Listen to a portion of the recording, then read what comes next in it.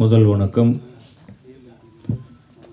தமிழ் சினிமாவின் தலையெழுத்தை நிர்ணயிக்கும் மீடியாக்களுக்கு ஒரு வேளை மிஸ் ஆகி போச்சுன்னு வைங்க, அது ஒரு குறையாக சொல்லி மேடையில் இருக்கும் அனைத்து நண்பர்களுக்கும் வணக்கம்.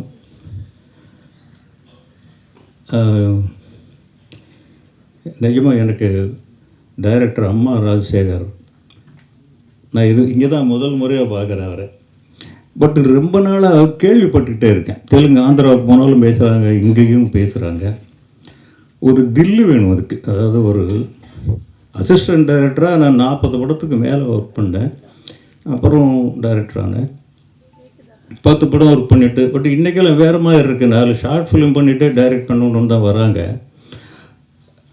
அவர் ஒரு டான்ஸ் மாஸ்டராக இருந்து இயக்குனர் ஆனது. இன்னொருத்தர் கூட இருக்காருன்னு நினைக்கிறேன், லாரன்ஸ் மாஸ்டர். அவர் நடிகர் அவங்கள இருக்கார். அதனால் இப்போ ராஜசேகர் சார் ஒரு சிறப்பான ஒரு திறமை தான் அது. ஏன்னா அவங்களுக்குள்ள அந்த கிரியேட்டிவிட்டி இல்லைன்னா அவங்க நடன அசைவுகளே அமைக்க முடியாது. அவங்க டைரக்டரோட சிறப்பான கலைஞர்கள், அவங்க டான்ஸ் மாஸ்டர்கள். அதனால் அவருக்கு என்னுடைய வாழ்த்துக்கள். நான் இங்கே வந்ததுக்கு ஒரே காரணம், இந்த படம் இல்லை, நீங்களாம் இல்லை. பிரேம்நாத் பாப்பா கொஞ்சம் முன்னாடி இதை உனக்காக தான் கொண்டு வந்தேன். அங்கே இருந்து என்னடா அவன் துண்டை எடுத்துகிட்டு போகிறானேன்னு யோசிப்பாங்க. நான் எனக்கு கொடுத்ததை நான் உனக்கு கொடுத்துட்றேன். வாசு மாஸ்டர் எங்கே வாங்க. இங்கே இன்னொரு துண்டு இல்லை, ஒன்று தான் கொடுத்தாங்க.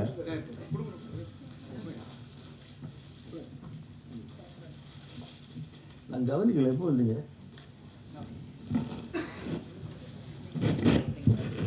கரெக்ட்.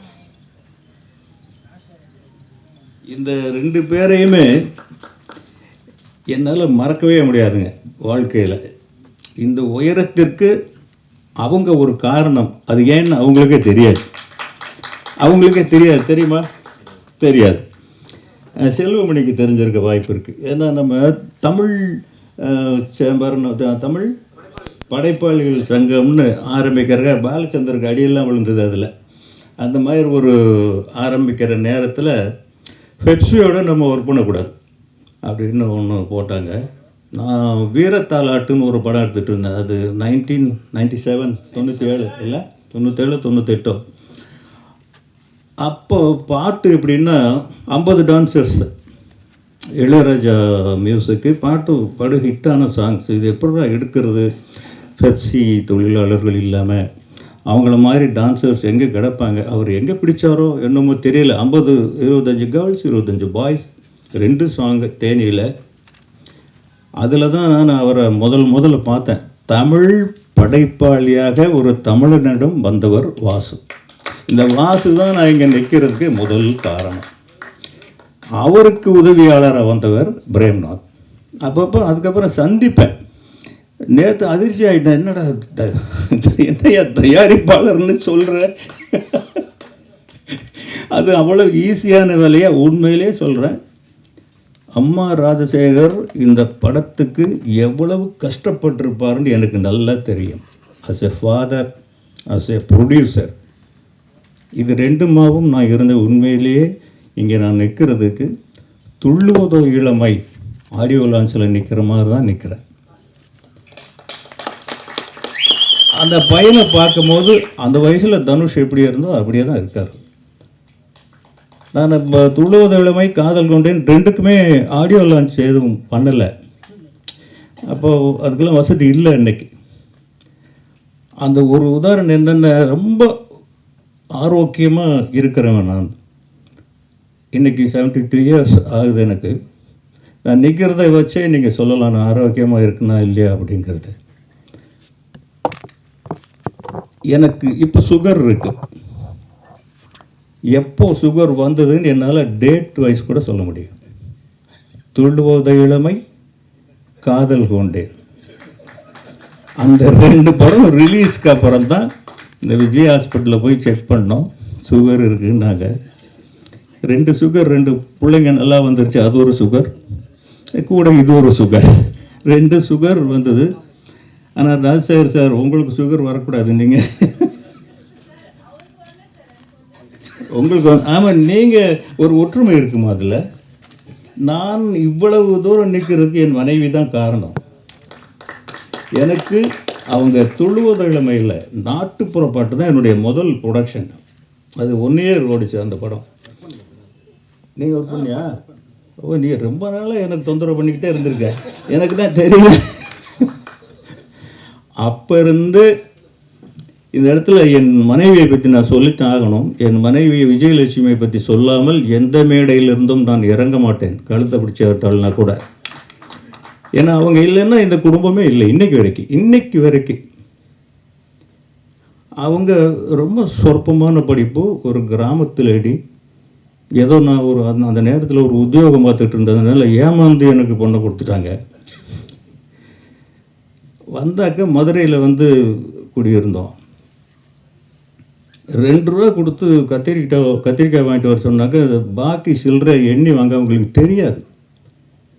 அவ்வளவு இன்னசென்ட்டு. இது என்னடா யோசிக்கிறேன் நான். நிஜமாக ஒவ்வொரு ஆணும் யோசிக்க வேண்டிய யோசனை இதை நான் யோசித்தேன். ஏன் இந்த அம்மா இப்படி இருக்காங்க, இப்படி வச்சுட்டா அந்த எப்படி இவங்க. அதுக்கப்புறம் காலங்கள் போகுது, சென்னைக்கு வர்றோம், படம் தயாரிக்க வேண்டிய நிலைமை வருது. அப்போ தான் நான் அப்போ யோசித்ததனுடைய விளைவு, இவங்களை ஏன் ப்ரொடியூசர் ஆக்கக்கூடாது, ஒரு நல்ல ஒரு பையை வாங்கி கொடுத்து ஏமாற்றணும் இல்லையா. பை நிறைய கடன் வாங்கி பணத்தை போட்டு அந்த தோளில் போட்டு நீ தான் ப்ரொடியூசர், விஜயலட்சுமி கஸ்தூரி ராஜா வழங்கும்னு போட்டு, அதுக்கப்புறம் 1000ல் ஒருவன் அப்படின்னு ஒரு படம் 33 கோடி ரூபா பட்ஜெட்டு, அதையும் அவங்க தான் எடுத்தாங்க. அந்த திறமையை அவங்களே வளர்த்துக்கிட்டதுனால அவங்க பட்ட கஷ்டங்கள், கோர்ட்டுக்கெல்லாம் போயிருக்கோம், ஸ்டேஷனுக்கெல்லாம் போயிருக்கோம். நீங்கள் இவ்வளோ தூரம் நீங்கள் கூட இருக்கீங்க அப்படிங்கும்போது நீங்கள் எவ்வளோ சிரமப்பட்டிருப்பீங்க அப்படிங்கிறத என்னால் உணர முடியுது. அதுக்காக சொல்கிறேன். வந்துச்சா? இதனால தான் வந்ததா? இல்லை, பயப்படாதீங்க, உங்கள் பையன் ரொம்ப சுகர் மாதிரி இருக்கார், உங்களை நல்லா காப்பாற்றுவார், நல்லா பண்ணியிருக்காரு. அந்த ட்ரெய்லர் பார்த்தோம், அற்புதமான ட்ரெய்லர். ஒரு புது பையன்னு யாராலையும் சொல்ல முடியாது. இப்போ நீங்கள் ஒரு கட்டாயமாக வாரிசுகள் வரணுங்கிறது இல்லை, தலையெழுத்து இருந்தால் வந்து தான் தீர்வாங்க. நீங்கள் என்ன சொன்னாலும் படிக்க வைக்க முடியாது. செல்வராகவன் அவருக்கு என்ஜினியரிங் சீட், நான் ஊர்லேருந்து கிராமத்துலேருந்து வந்ததே டாக்டர் என்ஜினியர், இந்த 2 கனவுகளோடு தான் வந்தேன், பிள்ளைகளை படிக்க வைக்கணும் அப்படின்ட்டு. பொம்பளை பிள்ளைங்க 2 பேரும் டாக்டர் ஆகிட்டாங்க, செல்வராகவன் என்ஜினியர் ஆகிட்டார். தனுஷ் வந்து +2 நானே பிடிச்சி கூட்டிகிட்டு வந்துட்டேன். செல்வராகவனுக்கு என்ஜினியரிங் சீட்டு வாங்கிறதுக்கு இத்தனை படம் எடுத்ததுக்கு நான் கஷ்டப்படல, அவ்வளவு கஷ்டப்பட்டு வாங்கி கொடுத்து தேர்ட் இயர் முடிஞ்ச உடனே வந்தார். அப்படி புக்கை தூக்கி எறிஞ்சிட்டு, அம்மா காஃபி, அப்பா நோ காலேஜ், நோ படிப்பு. என்னடா சொல்கிறேன் இவன், எனக்கு நான் ஏதோ ஜோக் அடிக்கிறேன்னு நினச்சேன். இல்லைப்பா, சீரியஸாக தான் சொல்கிறேன், சினிமா தான். இப்படி பாலச்சந்திரன் மாதிரி இப்படி பிடிச்சி சொல்கிறார், இதாங்கிறான். அந்த சீட்டு வாங்கிறதுக்கு தெருத்தரவாக அசிஸ்டன்ட் டைரக்டர் கூட நான் அவ்வளோ வளையலைங்க, வாங்கி ஈஸியாக சொல்கிறான். எனக்கு வயிறு பற்றி எறிது. என்னடா இவன், அவங்க அம்மா அடிக்க போகிறாங்க, டே சோத்துக்கு இல்லாமல் சென்னைக்கு வந்தோம், உங்கள் அப்பா எவ்வளோ கஷ்டப்பட்டு உன்னை படிக்க வச்சாரு. இல்லைம்மா, நோ படிப்பு. இவ்வளோ இந்த 3 ஒரே வார்த்தை தான் திருப்பி சொல்கிறான், நோ படிப்பு, சினிமா. அப்புறம் தான் இவனை ஏமாத்துறதுக்கு என்னடா வழின்னு நான் ஒரு பொய் சொன்னேன். தம்பி, உங்கள் அப்பா வர்றதுக்கு முன்னாடியும் சினிமா இங்கே தான் இருந்தது, இப்போவும் இங்கே தான் இருக்குது, உங்கள் அப்பாவுக்கு பிறகும் சினிமா இருக்கும். பட் இந்த படிப்பு இப்போ தான் வரும். இதை விட்டுட்டீங்கன்னா உங்கள் அப்பாவுக்கு உனக்கு உன் பேருக்கு முன்னாடி போடுற உங்கள் அப்பாவுடைய இனிஷியல் தவிர உனக்கு எதுவுமே இருக்காது. படித்து முடிச்சுட்டு வா, நான் எப்படியாவது உனக்கு சினிமாவுக்கு போகிறதுக்கு ஏற்பாடு பண்ணுறேன் அப்படின்னு ஒன்றுமே சொல்ல. மறுநாள் ஜாலியாக காலேஜுக்கு போயிட்டான், படிச்சுட்டான், மெடலிஸ்ட், மெக்கானிக்கல் இன்ஜினியர். நான் அதுக்கு முன்னாடி என்ன பண்ணேன், இவர் அமெரிக்காவுக்கு அனுப்பி படிக்க வைக்கலான்னு ஒரு ஏற்பாடு பண்ணி வச்சுருந்தேன். அதை மெல்ல சொன்னேன், இப்போ இந்த மாதிரிப்பா அமெரிக்காவில் போய் படி, சினிமாவும் படிக்கலாமா, ரெண்டையும் படி. சினிமாவும் படிக்கலாங்கிறது பொய். அவரை வந்து டெக்ஸ்டைல் இன்ஜினியராக ஆக்கணுங்கிறது என்னுடைய கனவு. அவர் என்னை நாடு கடத்துறதுக்கு பிளான் பண்ணுறீங்களா, அதெல்லாம் வேறு. நீங்கள் சொன்னதை நான் செஞ்சேன், நான் சொன்னதை நீங்கள் செய்யுங்க. இது ரெண்டு தான் அக்ரிமெண்ட். அவர் போகலை, அதுக்கப்புறம் படிப்புக்கு போகலை, வேலைக்கு போகலை. எந்த டைரக்டருமே அவர் சேர்த்துக்க மாட்டேங்கிறாங்க. கஸ்தூரி ராஜாவுடைய பையன்கிற ஒரே காரணத்தினால. செல்வமணிட்டு கூட வந்திருப்பேன்னு என்னன்னு தெரியல. அவர் நிறைய பேர்கிட்ட கேட்டேன், நான் எப்படியா நான் என் பையனை திட்டுவேன், உங்கள் மகனை நான் திட்டுறது போகலை. அப்புறம் அவரே காதல் கொண்டேன்னு வந்தது. எதுக்கு சொல்கிறேன்னா, படிக்க வச்சாலும் எனக்கு ஒரு மெசேஜ் சொல்ல மறந்துட்டேன். என் பேரன் ஹீரோவாக நடிச்சிருக்கான். இப்போ நிலவுக்கு என் மேலே நடி கோபம் 3வது தலைமுறை அந்த இடத்துல வருது. +2 நல்ல ஸ்டூடெண்ட்டு. படிப்பை நிறுத்திட்டு அவங்க மாமா தனுஷ் வந்து கூட்டிகிட்டு போய் நடிக்க வச்சிட்டான். ஆக படிக்கணும், வந்தால் படிக்கணும். அதனால் என்ன பிரயோஜனம்? அதை விட சினிமாவை படித்தா அவங்க கூட அந்த பையன் சொன்னான், அந்த என் பேரன் வந்து சொன்னான், நான் விஸ்காம் படிக்க போகிறேன் தாத்தா அப்படின்னா. எதுக்குடா, நம்ம வீட்லேயும் 3 விஸ்காம் இருக்கு, நீ போய் என்ன அங்கே போய் காலேஜில் படிக்க போகிற, போ மாமாட்ட போயிரு அப்படின்னு அவரோட கொஞ்ச நாள் இருந்தால் ஏதோ நடிக்க வச்சுட்டான். ஆக 4 வருஷம் வீணாக போய்டும் ஒரு டிகிரி வாங்குறதுக்கு. யாரையும் படிக்க வேணான்னு சொல்ல, படிக்க வந்தால் படிப்பு தான். படிப்பு வரலையா, சினிமாவா, அந்த சினிமாவில் போட்டு அமைக்குங்க, அதில் அவன் திறமையை வளர்த்துக்கட்டும். அவன் படித்து முடித்து அதுக்கப்புறம் வந்து தாடியை வளர்த்து, ஒவ்வொன்றுக்கும் ஒரு பருவம் இருக்குது, ஒரு பக்குவம் இருக்குது. எது வருமோ அதில் பிள்ளைங்களை செலுத்துறது தான் புத்திசாலித்தனம். அந்த பையனுக்கு நல்ல சினிமா வருது, நல்ல கண் இருக்குது, நல்ல அழகாக இருக்கான், ஃபிட்னஸ் ரொம்ப எவ்வளோ கஷ்டப்பட்டாரு தெரில, இவ்வளோ நல்ல ஃபிட்னஸ் இருக்குது. இதுக்கெல்லாம் என்ன பாடுபடுறாங்கன்னு எங்கள் பசங்களை நான் பார்த்துட்டு தானே இருக்கேன். தனுஷ் 6 பேக்கெல்லாம் வச்சுருக்காரு. அப்படின்னா ஒரு தடவை இது இந்த பொல்லாதவன் ஷூட்டிங்கில் வந்து கெய்டி தியேட்டரில் எங்கே நடக்குதுனாங்க போனோம், ஷூட்டிங் பார்க்க போகலாம் அப்படின்ட்டு. அப்போ அந்த கிளைமாக்ஸ் ஃபைட் எடுக்கிறாங்க, 6 பேக்கு காமிக்கிறது. ஒரு ஷாட்டை முடிச்சுட்டு ஓடி வந்து அப்படியே மல்லாக்கப்படுத்து இந்த தூக்கி அந்த வேர்வை சிந்தி மறுபடியும் ஷாட் எடுங்கிறவங்க ஓடுறான். வயிறு எரிஞ்சிருச்சுங்க, பெத்த பிள்ளை இவ்வளோ டார்ச்சர் பண்ணியாட நம்ம நடிக்க வைக்கிறோம் அப்படின்னு. அவ்வளவு கஷ்டப்பட்டு தான் அந்த இடத்த தக்க வைக்க முடிஞ்சது. அது மாதிரி நீ எவ்வளோ கஷ்டப்பட்டு போய் எனக்கு தெரியல, அதை விட்டுறாது. அதுதான் கேபிட்டல் ஒன்றுக்கு. சிவகுமார் அடிக்கடி சொல்லுவார், நடிகனுக்கு உடம்பு தாண்டா முதலீடு அப்படின்னு. அந்த மாதிரி அதை விட்டுறாத. உனக்கு நல்ல டேலண்ட் இருக்குது, படி, வந்தா படி, படிக்கிறேன்னு ஏமாத்திக்கிட்டு படிக்காத. நடிக்கத்தான் வருதா நடி, யார் சொன்னாலும் கேட்காத. Decision making you should be. அம்மாவும் அப்பாவும் அவங்களுக்குள்ள எவ்வளவு கனவுகள் இருக்கும். ஒரு பையனை சினிமாவில் கூட நிறுத்துறதுன்னா, தனுஷுக்கு வந்து நான் என்னுடைய சூழ்நிலை, என் சுயநலத்துக்காக அவனை நான் பிடிச்சி இழுத்துட்டு வந்தேன். எனக்கு அன்னைக்கு ஒரு படம் எடுத்து தீரணும், இல்லாட்டி திருப்பி ஊருக்கு போகணும். ஒரு பையன் கிடைக்கல. தெலுங்கில் ஒரு பையன் இருந்தான், சித்திரம் உதயகிரன் இல்லை, உதயகிரன். அந்த படம் சூப்பர் ஹிட்டாக வந்துருச்சு, நம்ம கதை மாதிரியாக இருக்குது. அந்த பையனை கேட்டோம், சரின்ட்டான். ஓகே, ஷூட்டிங்லாம் டேட்ஸ்லாம் ஃபிக்ஸ் பண்ணி பிளான் பண்ணிட்டோம்.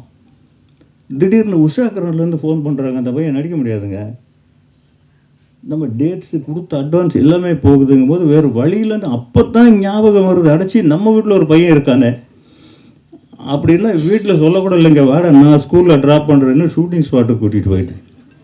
அங்கே வந்து அலறான், இப்படி இப்படின்னு அலறான். அவர் எக்ஸாம் டைம் வரும், 2 மாதம் ஹாலிடேயில் முடிக்கிறேன்னு ஆரம்பித்து ப்ராமிஸ் பண்ணி வீட்டில் எல்லோரும் எகெயின்ஸ்ட். சந்தோஷமா இப்போ அவங்க லைஃப்பை நாசமாக்கிட்டீங்களா, இப்படி தான் எல்லோரும்.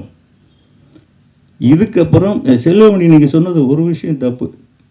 அதாவது அவங்க தனுஷ் வந்ததுக்கு செல்வா தான் காரணம். செல்வா தான் காரணம், அவங்க அப்பா தான் காரணம்.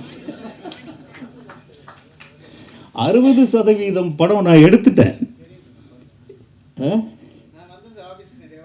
ஆமாம், 60% படம் எடுத்துட்டேன். அதுக்கப்புறம் ஒரு கிராமத்து படம் ஒன்று வந்தது, காசு இல்லை. சரி, இதையும் பண்ணால் அந்த காசையும் இதில் போடலாமே அப்படின்ட்டு என்னடா பண்ணுறதுன்னு, இவன் டைரக்டர் ஆகிறேன்னு சொல்லிட்டு இருக்கானே, இவங்ககிட்ட கொடுத்து பார்ப்போம்னு 2 நாள் கொடுத்துட்டு நான் பின்னாடியே நின்றுருந்தேன், எப்படி எடுக்கிறாருன்னு பார்ப்போம். அவன் 60 அடி 100 அடி நல்லா ஷார்ட் லெங்க்த்தே எடுக்கிறார் செல்வா. நான் சொன்னேன், தம்பி இது வந்து எடுக்கிற, இது எப்படியா நீ எடிட் பண்ணுவ, இதில் ஒரு போர்ஷன் மட்டும் யூஸ் பண்ண முடியாதுல்ல அப்படிலாம் இருந்து. ஆனால் உண்மையிலே செல்வமணி நீங்கள் சொன்னது உண்மை. இல்லை நீங்கள் சொன்னது உண்மைன்னு இப்போ சொல்ல வரேன். செல்வராகவன் வந்ததுனால தான் அந்த துள்ளுவதோ இளமை அப்படி ஒரு படமாக வந்தது. நான் எடுத்திருந்தால் ஒரு படமாக வந்திருக்கும். 2வது, யுவன் சங்கர் ராஜாவுக்கும் செல்வராகவனுக்கும் மிகப்பெரிய நெருக்கமாயிடுச்சு. அதில் அந்த பாட்டு தாங்க. யுவன் சங்கர் ராஜா இல்லைன்னா 2 பேருமே, செல்வாவும் கிடையாது தனுஷும் கிடையாது. யுவன் தான் மெயின் ரீசன். அவ்வளோ நல்ல சாங்ஸ் கொடுத்துருந்தார். அதனால் நம்ம பிள்ளை என்ன, இவன் யார் அப்படின்னு தீர்மானிக்கிற கடமை, பொறுப்பு, தலையெழுத்து எல்லாமே நமக்கு தான் இருக்கு. இன்னைக்கு பசங்க வேஸ்ட்டாக போயிடுவாங்கங்கிறது ஒரே ஒரு வழியில் தான், ட்ரக்ஸ், போதை. இதில் போனால் தான் வீணாக போயிடுவானுங்க. மற்றபடி அவங்க நம்மளை விட அதிகமாக சாதிப்பாங்க. அவங்களுக்கு எல்லா அறிவும் இருக்குது நம்மளை விட. ஏன்னா ஒரு பிடிவாதமாக நான் சொல்கிறத கேள்றாங்கிறது எவ்வளோ பெரிய முட்டாள்தனம்ங்கிறது இன்றைக்கி வரைக்கும் நான் உணர்ந்துட்டுருக்கிறேன். நான் பிறந்தது 1952, தனுஷ் பிறந்தது 1983. 2 கலாச்சாரம் ஓட்டுமா? ஓட்டாது. டேய், நீ வடை சாப்பிட்றா, நீ சோளச்சோறு சாப்பிட்றா, இப்படி நம்ம சொல்ல முடியுமா? அவன் இன்னைக்கு பிஸ்ஸா சாப்பிடுவான், வேறு என்னென்னமோ இருக்குது, அதெல்லாம் சாப்பிடுவான். இதை நாம் புரிஞ்சுக்கிட்டாதான் அவனுக்கு என்ன முடியுமோ, அவனுக்கு என்ன புரியுமோ, அவனுடைய தலையெழுத்து என்னன்னு அவன் நிர்ணயம் பண்ணுறானோ அந்த சுதந்திரத்தை முதல்ல அவனுக்கு கொடுங்க. அப்போ தான் அவனால் முன்னுக்கு வர முடியும். கெட்ட வழியில் போகிறதுக்கு எந்த பேரண்ட்ஸும் சப்போர்ட் பண்ண மாட்டாங்க. அதனால் அந்த பையன் வர்றதுக்கான எல்லா அறிகுறியும் இந்த ட்ரெய்லரில் தெரியுது. ஒரு இடத்துல கூட அவர் ஒரு புதுமுகம் அப்படிங்கிறது தெரியவே இல்லை. மீடியாக்களுக்கு வந்து கேட்டுக்கிறது என்னென்னா, நீங்களாம் வந்திருக்கீங்க, வனிதா அப்போவே சொன்னாங்க, எழுதுங்க, தப்பாக எழுதுங்க. ஆனால் நீங்கள் தப்பாக தான் எழுதுவீங்க. தப்பாக எழுதுனா தான் அது நல்லா போய் ரீச் ஆகும். சரியாக எழுதுனா போகாது. எழுதுங்க. ஒரு புது பையன் உங்களை நம்பி தான் வரணும். இன்றைக்கி வந்து உங்களை விட்ட சினிமாவுக்கு வேறு நாதி இல்லைங்க. நிஜமாவே மீடியா எழுதுறது தான் இவ்வளோ வசூல், எப்படி தான் இவங்களுக்கு தெரியுமோ நீங்கள் தான் எழுதுறீங்க. இத்தனை கோடி டாக்ஸு நீங்கள் தான் எழுதுறீங்க. எப்படி எங்களுக்கு தெரியல, படம் எடுத்தவங்களுக்கு உங்களுக்கு தெரியுது, எழுதுறீங்க. எழுதுங்க. எதையாவது ஒரு படத்துக்கு அங்கேருந்து வந்திருக்கோம், உங்கள் மூலமாக தான் போய் அது சேரணும், வேறு வழியே இல்லை. இன்றைக்கி போஸ்டர் ஒட்டுற கலாச்சாரம் போயிடுச்சு, ட்ரெய்லர் போடுற பழக்கம் போயிடுச்சு, ஒவ்வொரு தியேட்டருக்கும் ட்ரெய்லர் அனுப்புவோம், அதுவும் போயிடுச்சு. இன்றைக்கி என்ன இருக்குது? உங்களை தவிர வேறு வழியே கிடையாது. உங்களை ரெக்வஸ்ட் பண்ணி கெஞ்சி கேட்டுக்கிறேன், இந்த படத்தை பற்றி 4 நல்ல வார்த்தை எழுதுங்க. அந்த பையன் பெரிய ஹீரோவாக வருவாருங்கிற அறிகுறிகள் அத்தனையும் இருக்குது. உங்களை விட அதிகமாக மறுபடியும் கூட்டம் கூட்டி உங்களை இன்னும் உங்களோட உறவு வச்சுக்குவார் அவர். அதில் எந்த விதமான சந்தேகமும் கிடையாது. அவனுடைய வாழ்க்கையின் கதவுகளை நீங்கள் திறந்து விடுங்க. நன்றி, வணக்கம்.